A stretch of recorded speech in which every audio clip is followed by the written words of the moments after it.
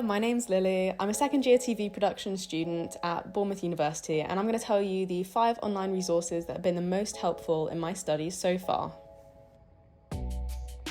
So number 1 is Notion. This is an online note-taking platform that I use constantly, and it's so popular. There's so many tutorials, it's not hard to use, there's even templates online, and it's kind of like having your own private website. It's also your notes app, and it's super helpful for organizing things in structures. So in first year I had all of my notes jumbled up on Google Docs, where I would update the same document over and over again, or have random dated ones. I didn't even know how to keep them in the right place.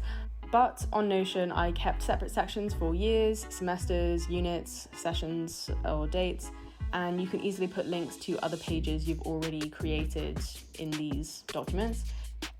It is harder to share these notes with somebody else. The easiest way is just kind of to copy and paste, because you might have to use a password or grant them access, but that's because the platform is made for privacy, which is very useful for your studies, especially later on when you have to do things like dissertations or anything that involves human participant studies. And I've never had a problem with it before, and I would recommend keeping copies of your notes somewhere else or finding a way to back it up just in case you ever can't access it for whatever reason, but it is great for organization. Timetree is great for group projects. It's a shared calendar on an app, and you can also use it as a website. And I like it a lot more than Google Calendar because it's very easy to use and switch between different calendars. You know, you can have one for your friends, you can have one for your group work, and it's kind of less overwhelming. It's been quite popular in my course this year, and it's a very easy way to keep your group projects in order because it reminds you of the day, of your events and timelines. And let me tell you, these reminders are so annoying. They do not go away. So I promise you, you will never miss a date again.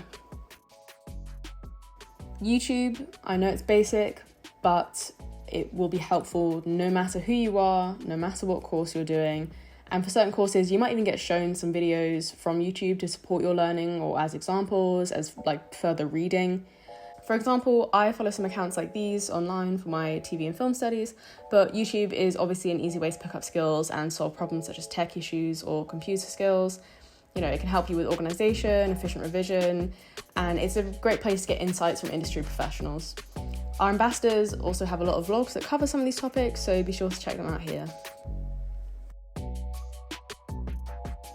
So the next online resource is Open Library and other free online libraries. So our Bournemouth University Library currently grants you access to over 600,000 books, some in person and some online.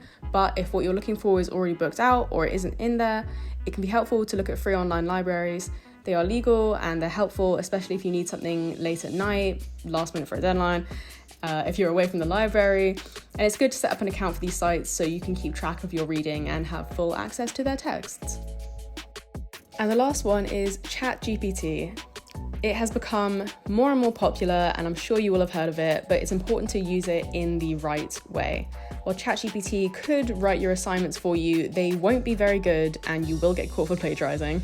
But AI tools like ChatGPT can be helpful for structuring your academic work, for finding jumping off points for essays or writing practice exam questions. And you can use tools like this to filter your searches for scholarly sources online and do a bunch of really insane things with it. But be careful, because it is very easy to waste time messing about on it.